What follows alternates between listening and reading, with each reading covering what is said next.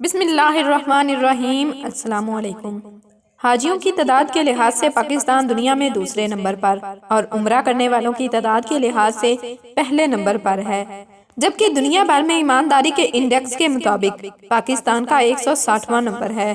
500 unit کو 1500 unit لکھنے والا میٹر ریڈر، خالص گوشت کے پیسے وصول کر کے ہڈیاں بھی 7 تول دینے والا کسائی، خالص دودھ کا نعرہ لگا کر پانی پاؤڈر کی ملاوٹ کرنے والا دودھ فروش، بے گناہ کی FIR میں 2 مزید ہیروئن کی پوٹریاں رکھنے والا انصاف پسند SHO، گھر بیٹھ کر حاضری لگوا کر حکومت سے تنخواہ لینے والا مستقبل کی نسل کا معمار، استاد، کم ناپ تول کر کے دوسروں کا حق کم کر کے پورا پیسہ لینے والا دکاندار، معمولی سی رقم کے لیے سچ کو جھوٹ اور جھوٹ کو سچ ثابت کرنے والا وکیل، 10 روپے کے سودے میں 1 روپیہ غائب کر دینے والا بچہ،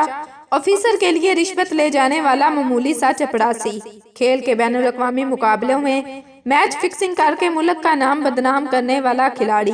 ساری رات فلمیں دیکھ کر فجر کو اللہ اکبر سنتے ہی سونے والا نوجوان، کروڑوں کے بجٹ میں غبن کر کے 10 لاکھ کی سڑک بنوانے والا MPA اور MNA، لاکھوں غبن کر کے 10,000 کے ہینڈ پمپ لگانے والا جابر ٹھیکیدار،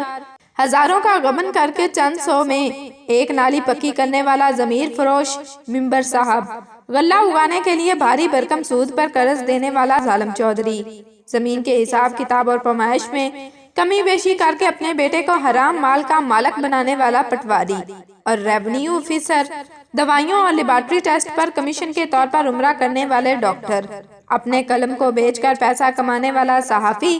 جب ہر کوئی کشتی میں اپنے حصے کا سوراخ کر رہا ہو تو پھر یہ نہیں کہنا چاہیے کہ فلاں کا سوراخ میرے سے بڑا تھا، اس لیے کشتی ڈوب گئی، سبھی قصوروار ہیں۔ سوچئے گا ضرور۔ جزاک اللہ۔